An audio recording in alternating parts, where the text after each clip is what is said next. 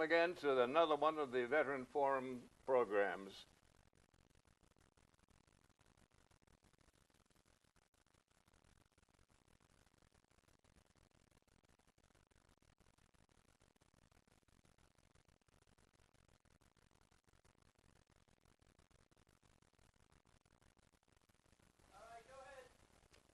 Well, good again to another one of the Veteran Forum programs.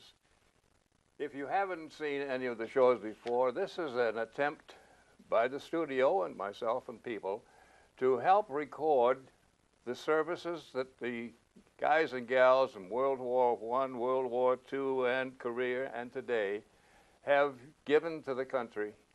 We're trying to make a permanent record of that so that the people coming after us will recognize what was done. This is under the guise, if you will, of the control of the Library of Congress. It's called the Veterans History Project, and we call ours locally on these types of small community stations the Veterans Forum, wherein we ask the guys and gals, if they can and will, to come and share their experiences, what they did, when they did, and how they did, so that we, if you will, use this as an example. The history is one great big puzzle. And each one of us had a job to do, and we're a part of that puzzle, one little piece.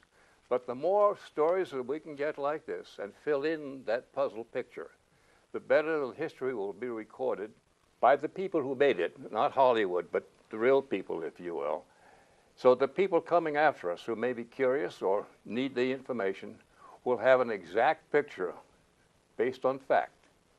And we ask any one of you, guys and gals, particularly the gals, if you can and will, please come and share your experiences while you're able to. Now, not hanging crepe, if you will, but as an example, I was told when I first started this program or doing these interviews, which I'm very happy to do, 5, 6 years ago now, wow, that on a numbers basis, during World War II, as just an example, it was estimated there were some 16 million guys and gals throughout the world doing their thing. About 4 years ago, I was given a statistic to update some of our facts that then and even today, they're dying off at the rate of maybe 12 to 1,500 a day. There may be 2 or 3 million of us left, if you will, the old guard. And they're trying to make sure that while we can, we will record what we did. You don't have any need to be Audie Murphy or anything like that, but each one of us did our job, and that's what we're here to do today.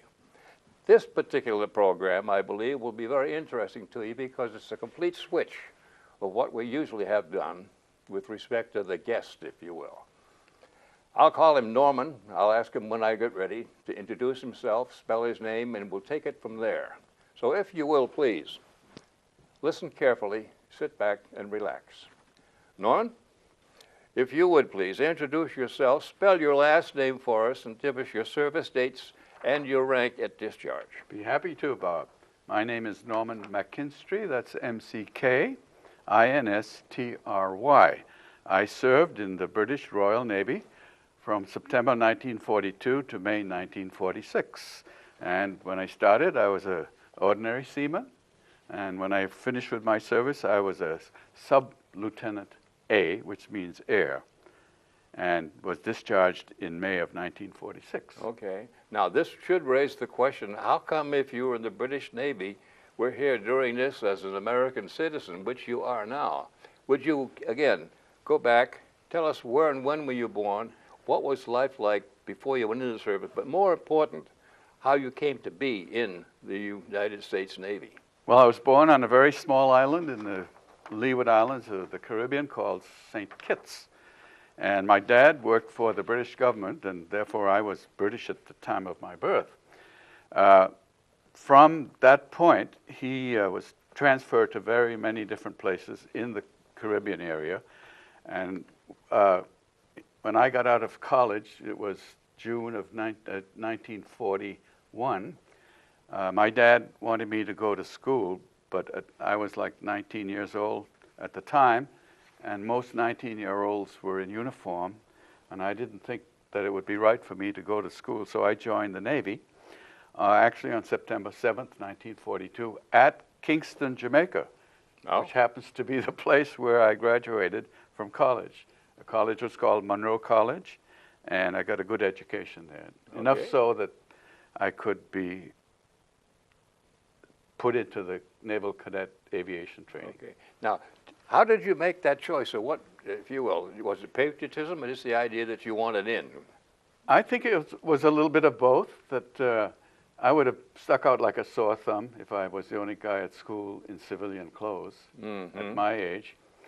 So I joined the Navy with an option to go into aviation training and what the British called for hostilities only, which meant that at the end of hostilities, I would be discharged. Hostility being the war. Exactly. All right. Or whatever happened after the war. Not like marriage. That's right. Okay. So when I got out of school, I joined the Navy, basically. All right. And you went in as what? Just a seaman? An ordinary seaman, All right. then an able seaman, then a leading seaman. Okay. Those are the steps before becoming an officer. Would you show us? We have some pictures. We're trying to develop a kind of this is your life, because it's quite interesting, if you will. I don't know if this will show a reflection or not. Well, we'll just keep it for a couple of moments. But this is a picture of leading seaman Norm McKinistry. Yeah, I'll hold it, and you can point at him. Okay, this is Norm McKinistry, and there's a white band around his cap, which indicates that he's a cadet. All right. And on the left arm, you'll see an insignia of an anchor and a rope, and that's the insignia for a leading seaman, which would be equivalent to a corporal in the Army. Oh, so you did go through the ranks. Oh, yeah, I did indeed. And then how come and how did you come to be accepted in the Naval Air? Well, because I reckoned that you had to have a certain number of years of education to qualify for that, which I apparently had. And because I had requested it, my path led that way. I actually got my first uniform at the Brooklyn Navy Yard. Had a bargain sale or something? Didn't know how to put it on till a friendly petty officer came and showed us how. Okay. And from there we went to Britain, where we did our basic training, boot camp, so to speak. Okay. And after boot camp, there arose a program called the Atlantic Charter. The Atlantic Charter was created by President Roosevelt and Winston Churchill. They met on a warship off the coast of Newfoundland in July of 1941, before Pearl Harbor.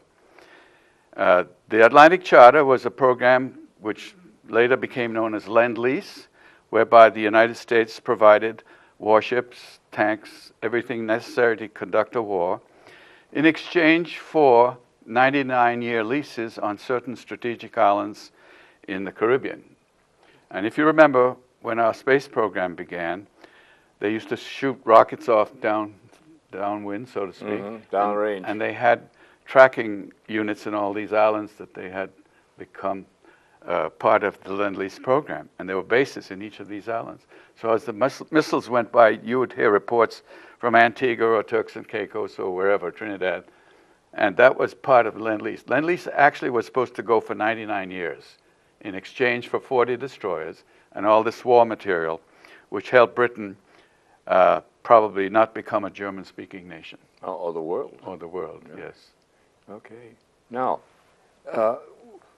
historically, a lot of people don't really recall that or know that, but it was a very pivotal point. As you and I talked earlier, I think you said something to the effect that had that not been in place, it would have been very, very difficult for people in the island. In 1941, when Roosevelt and Churchill met, the British forces had been defeated completely. Dunkirk had occurred, and whatever soldiers could be saved were saved by the fleet coming across the channel. That was all the fishing boats and everybody else. Exactly. But the follow-up to that was thought to be an invasion of Britain by Germany.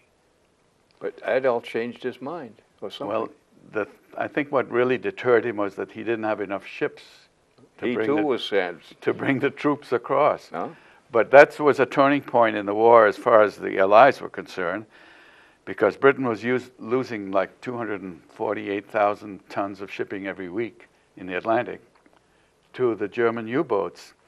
And by giving Britain these 40 destroyers, it kind of deterred the U-boats to some extent, and perhaps saved the sinking of a lot of ships and a lot of lives. Wow. Yep, I think it was the turning point for Britain anyway, in the war against the Axis. Thank you. If anybody's interested in following up on the Atlantic Charter, Yale University has done a very thorough job and created a project called the Avalon Project. And if you go to yaleuniversity.org/Avalon, like AVALON, you'll get all the information about what material was given and what was returned and the whole story. Very interesting story. Now let's get to the meat of the whole thing. When did you get accepted into the training by United States Navy, and where did you go, and what was your life like getting from your service activity into the American way? Part of the Lend-Lease program was not only the exchange of destroyers for bases for 99-year leases, but the United States agreed at that time to train 50% of all naval aviators. So after basic training and intermediate training in boot camp and so on, the class of, I think it was 180 cadets in that particular class, were asked who wanted to go to the United States to be trained and who wanted to go to Canada to be trained, or South Africa, which were the alternate choices. My family was still living in the Western world, so I figured if I got to the USA, I might get a chance to visit. Get a good weekend. Yeah. So that's how I became a cadet, to be trained at Pensacola, Florida. And that's where we actually went. First we went to Grosse Ile, Michigan, which was an elementary training base where basic training took place. And then after that we went to Pensacola, and they have all kinds of training there, ending up with your wings. I earned my United States Navy wings before I earned the British Navy wings, which is interesting. But tell us how long it took you to get them. Well, it took 14 months, actually, from the time we started until the time we ended. So I spent a good part of the roughest part of the war training at Pensacola. How was life like there? Life at Pensacola was very busy. I don't think there was a minute when you had any time for yourself. Interestingly enough, at the time that I was at Pensacola, George H.W. Bush was also a cadet there. And I never knew him, and nobody knew him because he wasn't that important at the time. At the time, but he was there. He rose through the ranks. Though. Oh, absolutely, yeah. He was not a 90-day wonder. Mm-hmm. But it was an interesting life. It was very, very busy. I mean, the days seem to go by very quickly because there's all kinds of involvement here, not just flying, but navigation, signals, communications, all kinds, engines,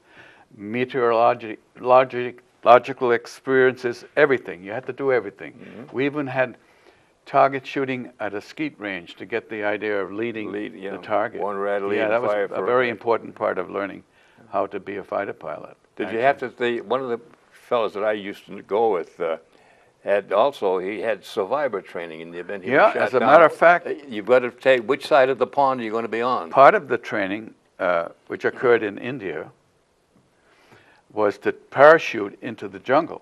They would send you up in a DC-3, and you'd jump out with a parachute into the jungle, and you had to find your way back to the base. Oh. That was a real what survival. You have, just a bolo knife and a canteen? Just what you had when you were flying an airplane. Okay. A flying suit and a knife and a gun, got a little compass and a little map, and you got to find your way out. Now, how'd you do on that? Obviously, you made it. Yeah, it was easy for me because India is kind of a tropical country, and the vegetation and cactus and so on were not too different from where I went to school in Jamaica, so I could find my way through land without getting cut up too badly.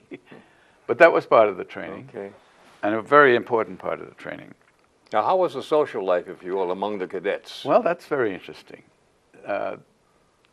I'll start telling you about that by an experience I had on the very first day that I arrived in Brooklyn, New York, and my uniform was issued. Of course, now I'm a sailor, right? Mm-hmm. So the next thing to do is find the girls. Oh, now remember, this is a universal program. Absolutely. So we go to the USO in New York City, and they're very happy to see us, but unfortunately we didn't get there till like 7 o'clock at night, and all the free stuff had been given away. So the lady at the USO said, well, what I've got is a couple of tickets to the New York Rangers ice hockey game at Madison Square Garden. Would you like to go to that? So my buddy Lynch and I said, yeah, we'll go to that. Okay. So we get there, and the house is dark when we arrive there. So we're shown to our seats by an usher, and at the end of the first period, the announcer says that they're very honored to have 2 British sailors in the audience, and the spotlights come down. We're sitting right on the edge of the ice in a box, next to the penalty box, actually. Oh. And they want us to stand up and be acknowledged. Yeah. That was my first social experience after joining the Navy. So it showed you had something paid off. Yeah, British soldiers and sailors and airmen were kind of novelty in New York at that time. And in fact, they were a novelty all the time. And when we went to elementary training in Grosse Ile, Michigan, on weekend passes, there'd be people outside the main gate waiting to pick up sailors to take waiting to pick up the sailors, right? The sailors pick you exactly. Up. Now, Grosse Pointte's not exactly an underprivileged area. Not at all, not at all. But the pay that we were getting then was very, very little. I think I have a pay book here. You got the pay book, yeah. I do. I think I can find out how much they paid. Oh, yeah. 2 shillings and 6 pence a week. How much is that in real money? In those days, 2 shillings would be about 50 cents, about 75 cents a week. Oh, overpaid again. Yeah, overpaid again. But when we became officers, they had to give us a subsistence allowance because the scale of pay in the United States Navy, and we were training with the United States Navy cadets also at the same time, was so much higher that they had to artificially raise the British soldiers, sailors' pay to kind of get close to it. And we got $240 every 2 weeks at Pensacola. That's not too shabby. Well, yeah, he bought some cigarettes. Wow.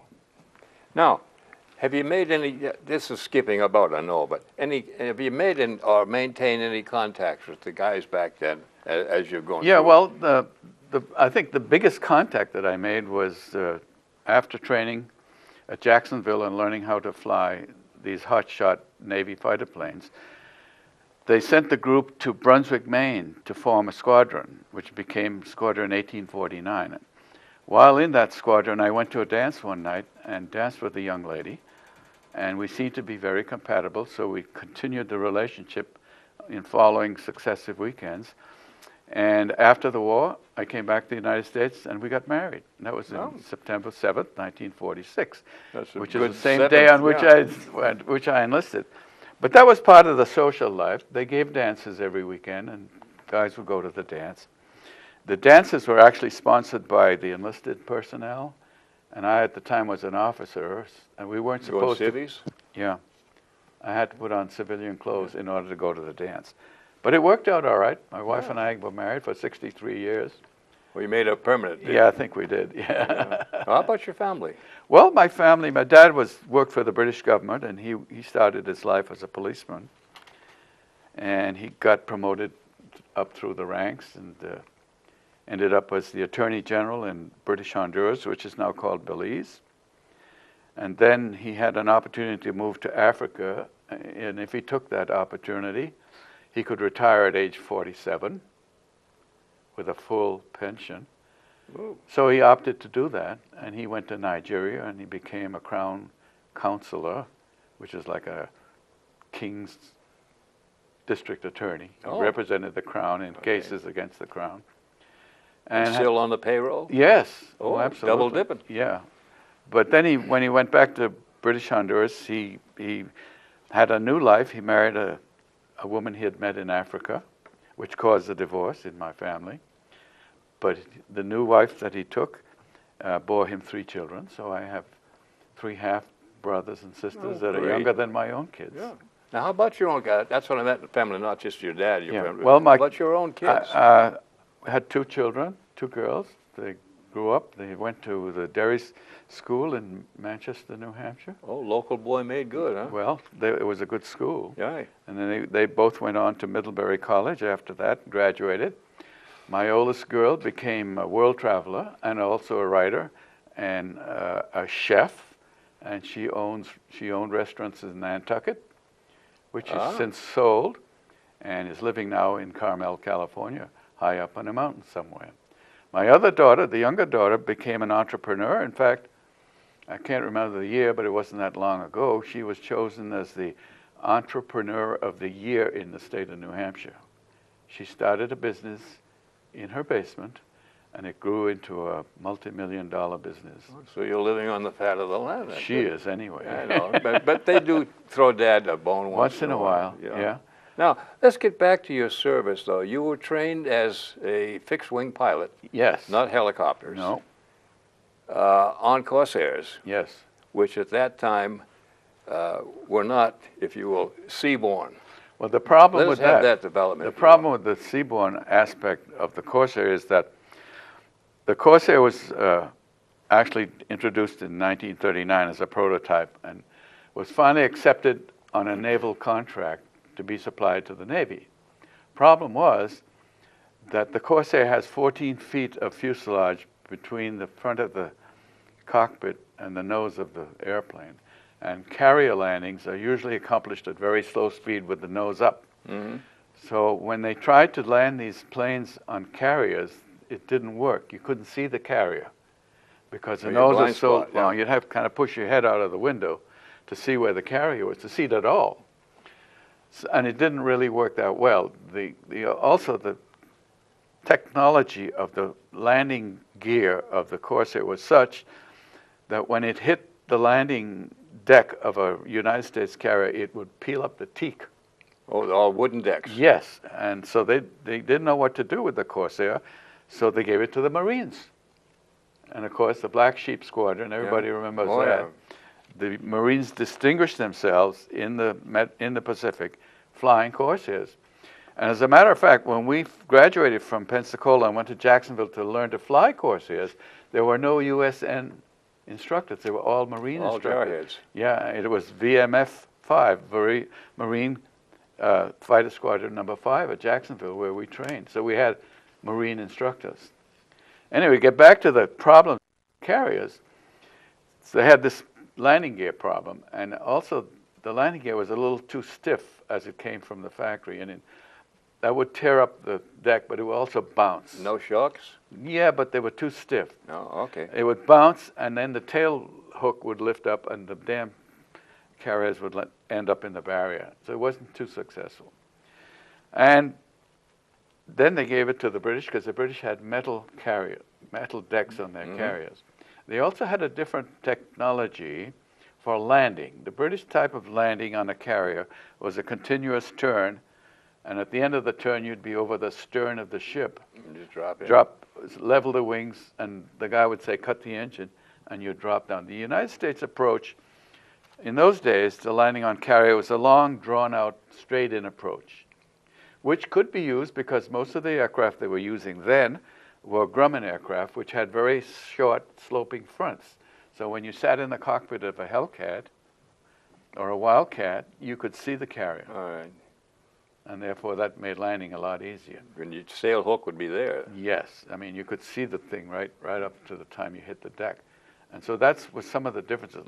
More later in the war, the United States did adapt Corsairs to carrier landings, and they also adapted the British system of a constant turn, because then you had the carrier in view at all times. Amen. In fact, today, in all navies, that's the same approach they use. Today, it's, of course, electronic. You got a ball, and you look at the ball. You got the ball, and the guy's... Yeah.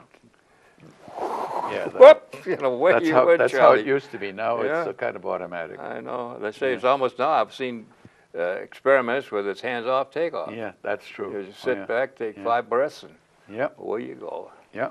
That's great. The carrier... Now, you were on the Vengeance. Is that where you started? I wanted to get a little history of how you get into it, if you will. I was on the Vengeance, and I think I got a picture of it here somewhere. But the Vengeance, this is actually, I don't know whether this shows or not, but there's a Corsair landing on the back of that ship. Coming here. It's on the other, They're right here. That's one taking off. There's one landing coming in. All right. I don't know if the camera will show that or Well, not. I'll hold it for a couple of moments. But basically, that is a picture of carriers landing on the Vengeance. The Vengeance was a class of light fleet carrier, the keels of which were laid down in 1942. So the war was already started when these ships were begun. Were born. Yes. And they were designed specifically in mind with the invasion of the islands of Japan. They were part of a group of 4 carriers known as the Glory class. There was the Vengeance, the Venerable, the Colossus, and the Glory. There were only 4 of these ships ever built or ever integrated into a fighting force. The Vengeance actually turned out to be the longest-serving carrier in the history of the British Navy. Oh, good. And it wasn't until recently that it was before it went into extinction, and incidentally, it was finally broken up. And there's a picture or a story from the newspaper saying that the days were numbered for the last wartime carrier. This was after the British had sold it to the Brazilians. Oh. And this is, the scrap? Brazilians changed the Vengeance, same ship, with a canted flight deck. Did it give you a lift? No, it was at an angle. Instead of coming straight off, you went off. If you look closely, this dark area is at an angle to the main thrust of the ship. Oh, okay, all right. So this was sold to the Brazilian Navy. They renamed it as the Minas Gerais, and they kept it for several years.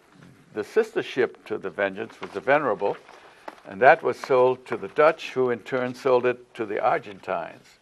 And in the Falklands War, the Venerable was the only carrier that the Argentine Navy had, and it never did actually see any action during that war. Okay, so where are we at? I'd like to go back a bit, if you will, to when you were finally commissioned. Explain how and why it took a bit longer for you to receive your wings. Yeah, we wondered about that. Why couldn't we just, get going? Okay, I had to give you the lead. Yeah, and the reason for that is that the procedures for flying in the British system, and this applied to the RAF as well as the Navy, they used a whole different set of communications. They never referred to things like RPM and boost, which is foreign to a United States pilot. They wouldn't know what a boost was, but a boost was manifold pressure. Oh. We called it manifold pressure. Okay. British called it boost. They had different ways of flying. They had different formations of flying. They flew mostly in a finger formation like this. Leader, his wingman, second, his wingman. Mm-hmm. And they had different names for different things. And we had to learn communication. We had to do 14 words per minute in Morse code. We had to learn semaphore. We had to learn hand signals because most of the time you're flying in a restricted radio area, so you have to do all these things. Radar was in the airplanes, but we didn't know what radar was. He was a guy on MASH. Yeah, that's right, he was. See, I'm up to date on that stuff. That's why they sent us to Brunswick, where the squadrons were formed, and all these new terminologies, new methods of flying were called into our system. That's one reason why we didn't get our British wings until after we got the U.S. Navy wings, because they weren't sure that we were qualified. Oh. Yeah, well, that's kind of professional jealousy, I think. One interesting aspect of the squadron was that when we finally got to Brunswick and we were formed a squadron, this is part of squadron 1849, one of the senior pilots in our squadron was a guy named Grogan, and he came from British Columbia.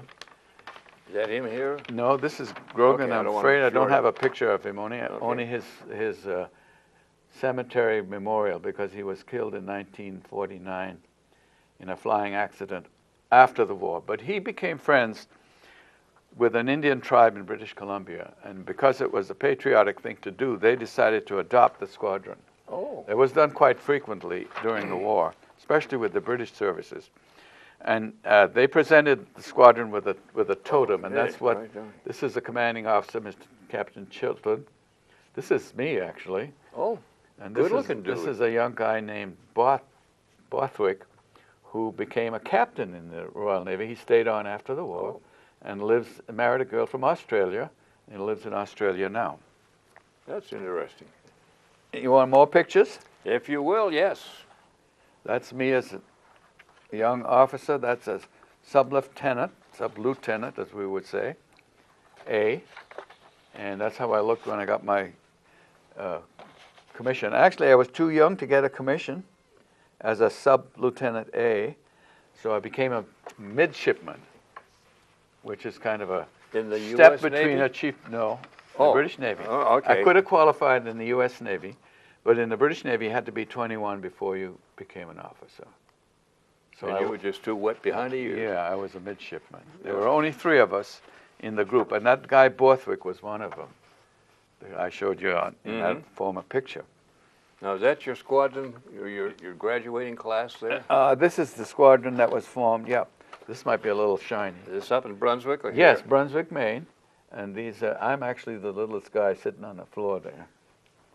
Well, I'll take your word for it. I can't see that. You'll have to take my word for it. I hope you people can see it. I hope there's not too much reflection on that. Well, that's the propellers. Yeah, it's a 3-bladed propeller. That propeller, incidentally, had a 12-foot diameter on it. Well, that's the Corsair. Yes, it is a Corsair. The gull wing, yeah. Had a 12-foot diameter. You had a hell of a job keeping the nose out of the ground. If you push it too far, you'd hit the deck. It was a handful of airplane. Now, you said that you had served on the Vengeance throughout your... Yeah, as a matter of fact, it was... What's your tour of duty, if you will, the next 3 or 4 years? The first commission of the Vengeance, it was launched it was put down, the keel was put down in 42. It was launched actually in December of 1943. In Scotland, or? Yeah, in the Firth of Clyde. Yeah. And it did its sea trials, and then in 1945, like in January, Squadron 1850, which is a successor to 1849, was assigned to this Vengeance.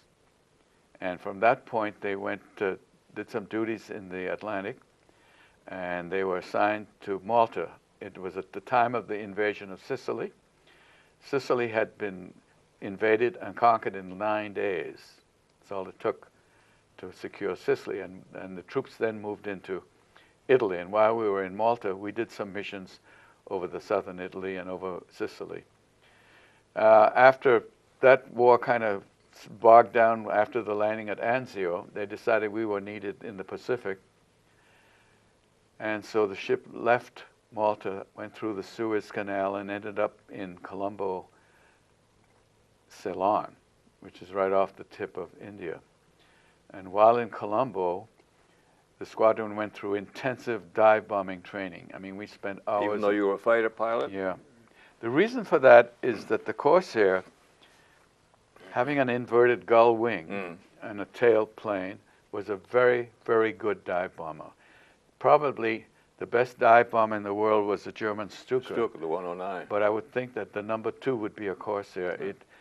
I flew Spitfires when I was in Malta, Seafires, which is the naval version of a Spitfire. It had folding wings and a tailhook. And if you had to go to war, and you asked me to choose, I would choose the Corsair, because the Spitfire, even though it was a wonderful airplane, was not as well armored, didn't have as much metal around the pilot. Body, yeah. So that had a distinct advantage. But the dive bombing ability of the Corsair was extraordinary. I tried some dive bombing practice with the Spitfire, for instance, and what you would do is start at 5,000 feet and go down on a target, and at about 300 feet you'd pull out and drop. 300 or 3,000? 300. Oh, ooh, dusting. Yeah, you would drop your bomb, which was a bag full of flour. Oh, okay. And it would drop into the target. But with the Spitfire, the faster the speed got as you went into a dive, the more there was a tendency for lift to be created. So when you dropped the bomb, it always went beyond the target. With a Corsair, when you aimed it at the target and you dropped the bomb, it hit the target. Yeah. That helps. It didn't have this lifting factor because you flew it when you dive bombed. The wheels were down, by the way. Oh, They like wanted to air slow brakes? slow it down. So that was one of the different, and that's why we were practicing so hard, because we were going to be assigned to Carrier Air Group 13, which is part of Task Force 39, which was under Admiral McCain, John McCain's dad, and we were getting ready to invade Japan when Truman dropped the atomic bomb. Oh, he asked it to be dropped. Yeah.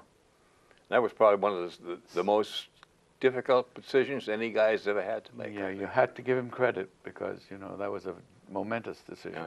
Although he didn't think so at the time.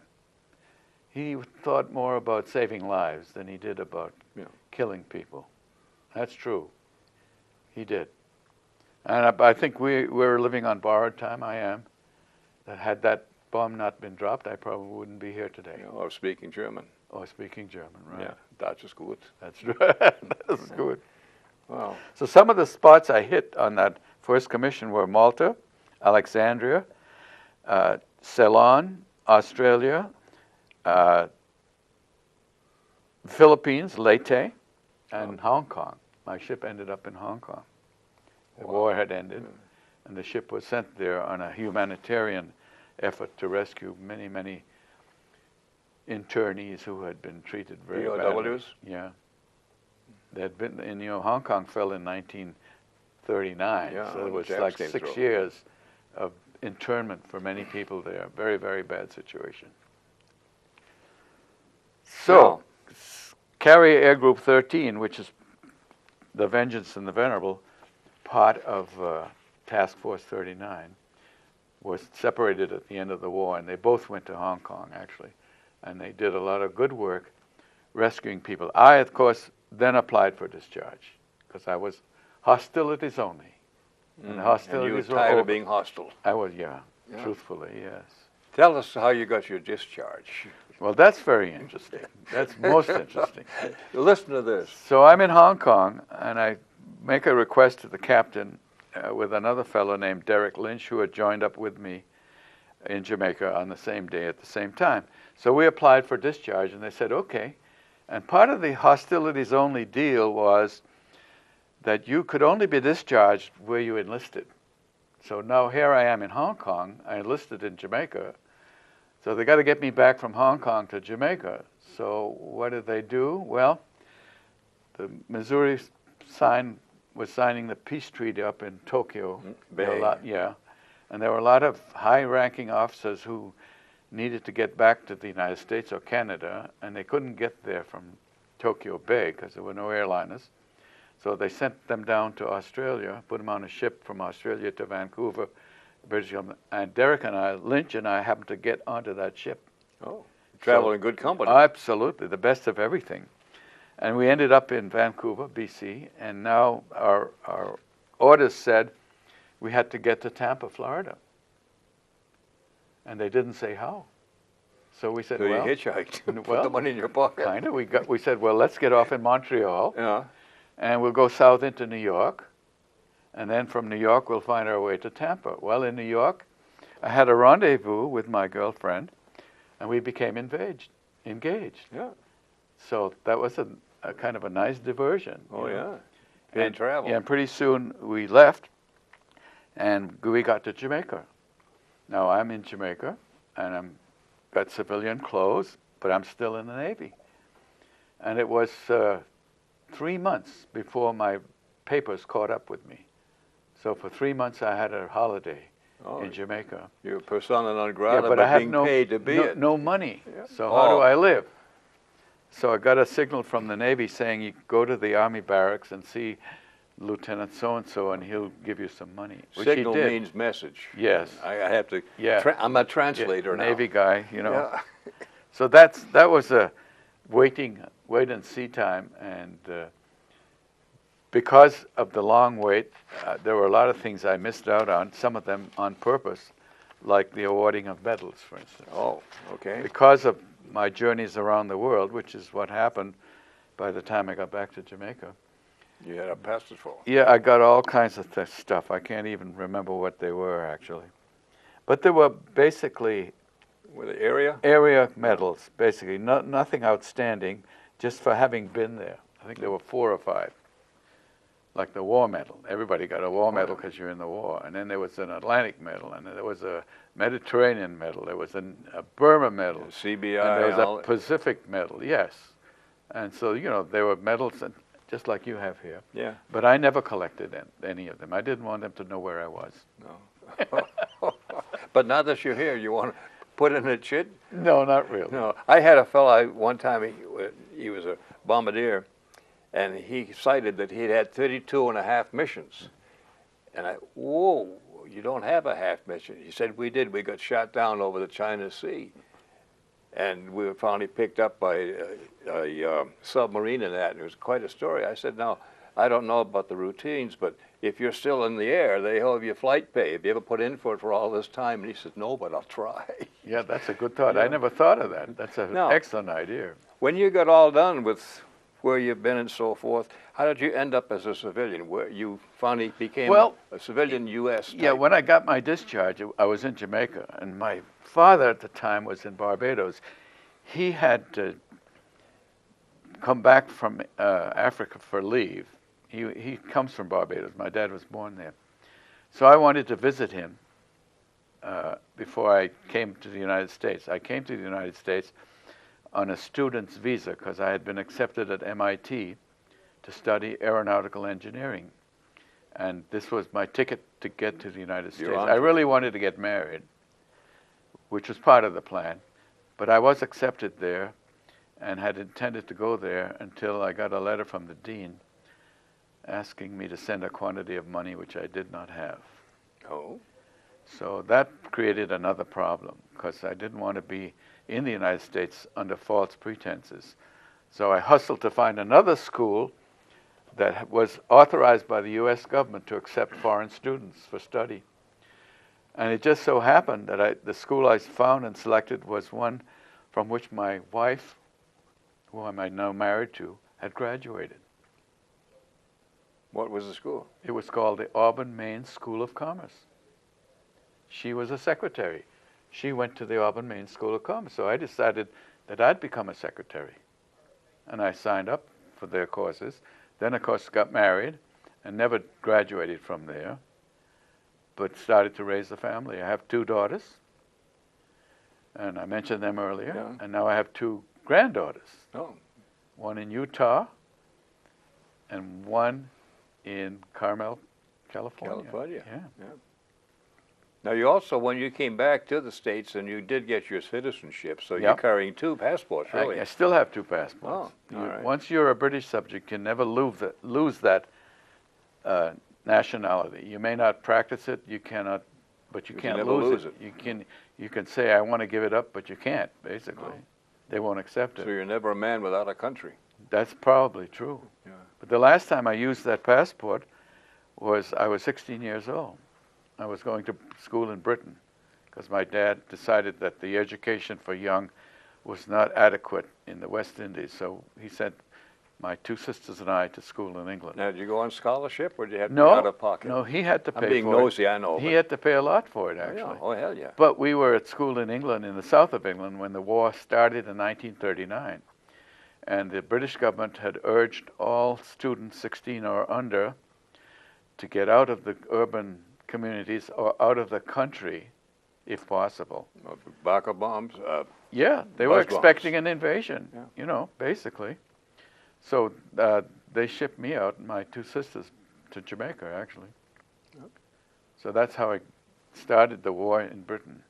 Went back to London. You made the loop. Yeah, on one occasion when I was in Scotland, thought we'd have a good weekend, and I picked a hotel in the center of London, and wouldn't you know, that night the first V2 bomb was dropped on London and blew us right out of our bunks. Really? It didn't That close to the shock, or the? didn't injure us, but it was exciting enough so that Mr. Lynch and I decided to go back to Glasgow the next day. Get out of town quick. Yeah, this was the most action we'd seen. Eh? Now, how did you get down to the Cape? Well, At the end, if you will. after the war, for the first 25 years of my working life, I worked for big corporations, like Sears Roebuck and Company, the Simmons Company, furniture manufacturing companies, candle making companies, all kinds of industrial endeavors. And after 25 years, I thought, well, maybe I can do better on my own. So I had built, through sweat equity, 4 homes during my married life. And when we sold the 4th home, we had enough money to buy or put a down payment on a business. So we moved to Cape Cod, which we liked very much. And we investigated many different kinds of businesses at which we thought we might succeed. One was a liquor store, which we knew we would succeed. You drink the profits every day. Yeah. And then we looked at Dairy Queen franchises, and we looked at bed and breakfasts, and we looked at inns, and we looked at motels, we looked at bowling alleys. Spent a year looking for something that we thought would provide a livelihood. But providing. Yeah. Finally bought a motel, and it turned out to be very successful. We owned it for 28 years, and my wife and I were the owners, operators, and we did everything that needed to be done, like the laundry. We hired chambermaids for the business. College kids in the summertime? Yeah. Yeah, we went through that. Yeah. And it was a very successful business, and we ended up selling it in 1998, at which time we retired, bought a house on Cape Cod, and we lived in that house for 4 or 5 years, and then age seemed to catch up to us somehow. It does that. Yeah. And we thought we'd be better off living nearer to one of our daughters who lived in Amherst, New Hampshire. So we moved to Amherst, New Hampshire, bought a house there. And then when my wife passed away in 2010, I decided that I didn't want to be alone in the house and moved into a continuing care residential community in Manchester, which is where I am now, which is where you are too. Aye. Yeah. Neighbors. That's right. 3 doors down. That's right. Yeah. Isn't it amazing though how the kids have taken over? Well, All of a sudden you are no longer the father, you're the father. yeah, it's a that runs transition that occurs with old age. You Yeah. never think of that when you're ever going to be in a position. They're not going to get that old. No, but on the other hand, as you get older, you have more problems health-wise. And my daughter lived in Amherst, and I'm living on Cape Cod, so that's like a 3-hour trip each way. Yeah. If she should have to come down, so it was logical that we should move closer to one of our children, and I think that's true. Yeah. It's kind of fun too, because Well- as well, like we're both, if you will, now widows. Yeah, if you have to live alone in a house with a dog, it gets pretty boring. Yeah. I know. You can be lonely in a crowd too. That's right. I found that out. That's right. So being in a continuing community is Yeah. good for me. For both of us. Yes. And it's great. Oh, I'd like to kind of, if you will, wrap it up, if that's a good way to put it, in your own words, take in consideration all of the experiences that you've had and so forth in 2 different navies as such. Has that had a good impact on your life, or the things that you'd like to have done differently?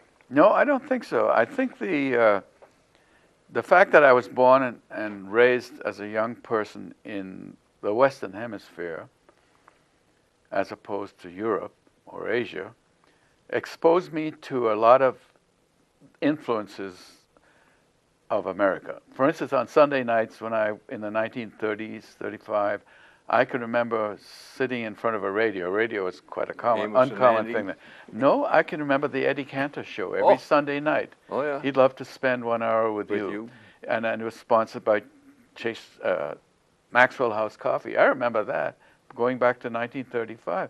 So when it came time for me to do something like enlist in the Navy, and they gave me the opportunity to come to the United States, I jumped at that. I mean, I was eating Kellogg's cornflakes from the day I was born. I never heard of Kellogg's cornflakes in Britain, okay? So the influences, the radio, the foods, were Western.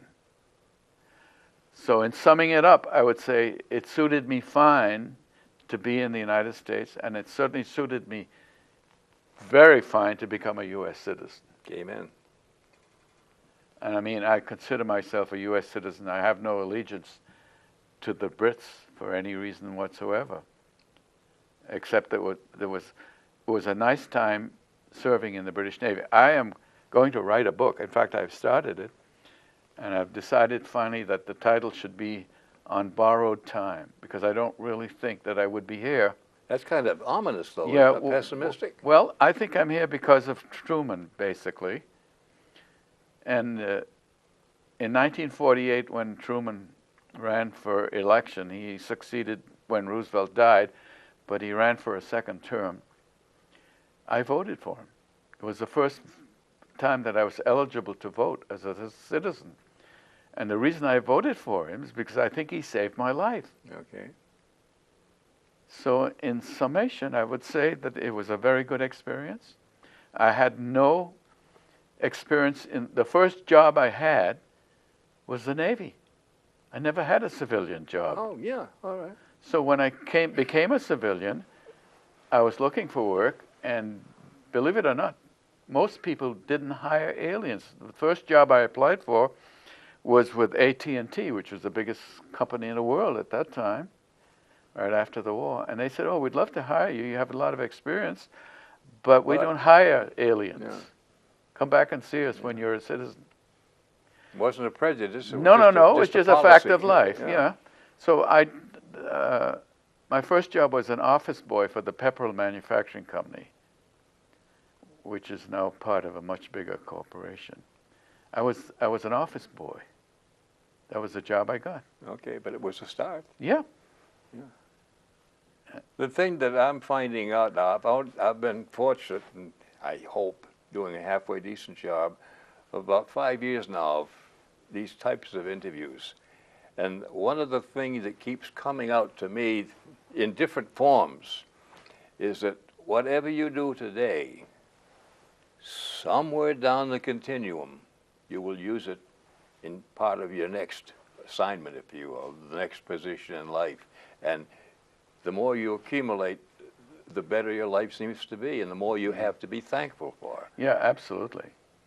I agree with that 100%.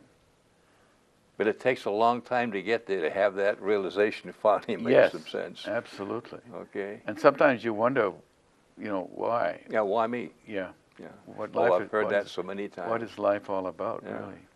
Well, they say it's and there's no guarantees. It No. just gives you the shot at it, and what you do with it is what you have to do here. Well, do you have any words of encouragement, or whatever you want to call it, you might want to share with the troops before we've got a couple of more moments to go, and then we have to hang it up. Well, I don't know. I think you probably, I mean, this is a different kind of veteran that you're interviewing today. I know.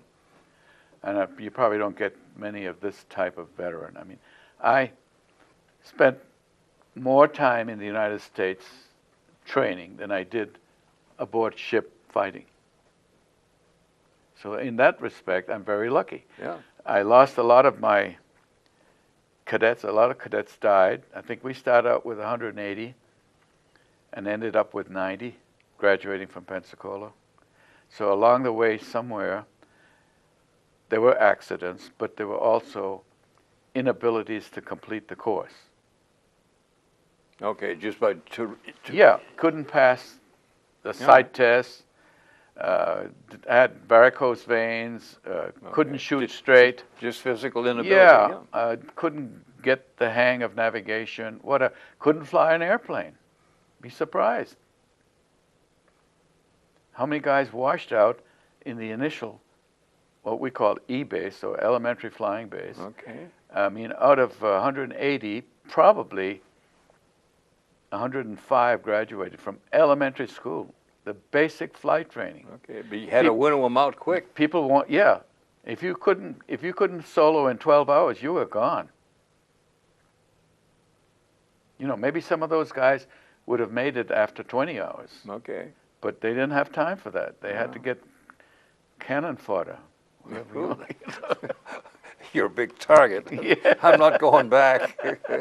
Golly. But in all, it was a very good experience. Yeah. I mean,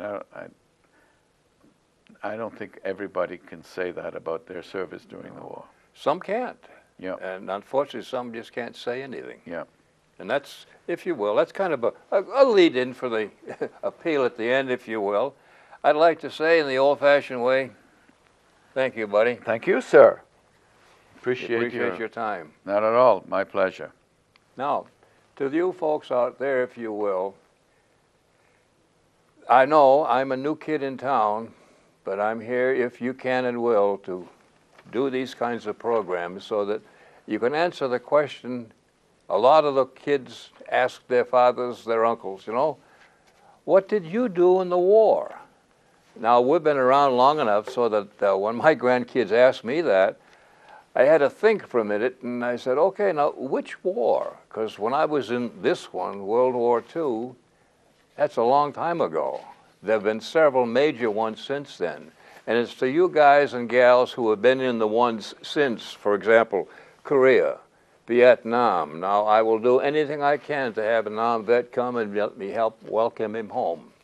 I know the reasons why you can't talk and won't talk, but we're here if and when you'd like to see us. Now, the girls, the WACs, the WAVES, and the nurses, guys like me and Norm and a lot of others owe you a debt that we can never repay. If you will, come and share with us what you did and how you did it, and how, in effect, it has happened to impend on your life. There are so many things we have to capture, because once we're gone, if we don't talk, if you don't tell your story, nobody else will. And then, as I said earlier, there'll be holes in that puzzle we're trying to fill in. The better we can do it, the easier it'll be. And the good part about it, believe it or not, once you have, if you will, unloaded a bit, some of the guys have said this was the first time in 60-odd years they even wanted to talk about it. Now, I know we all have memories, some good, some bad, but you pick what you want to say. But the important is that we record it. We're not out here to stump for anybody, any particular branch of the service, because in my book, they're all good. And that's something I'd like to, if you will, put on the table for you younger guys and gals. In today's economy, I'm not a recruiter, but if you have a challenge and can't seem to find your way, check out your local recruiters, Army, Navy, Air Force, you name it.